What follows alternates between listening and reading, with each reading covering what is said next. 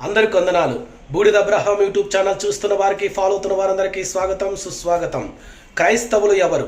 బైబిల్లో క్రైస్తవుడు అనే మాట 3 సార్లు మాత్రమే వ్రాయబడి ఉంటుంది.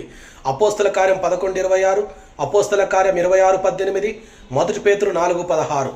అయితే మొదట దీనిని ఎగతాళిగా మాట్లాడినట్లు చూస్తాం.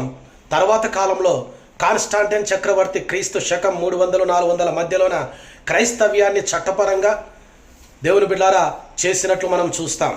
ఈ యొక్క క్రైస్తవుడు అనేటువంటి మాటకు లాటిన్లో 2 పదాలు ఉన్నాయి.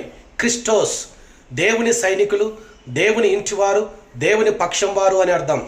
ఇంకొక పదము క్రెస్టాస్, అనగా దయగలవారు, మంచివారు అనే అర్థాలు ఉంటున్నవి.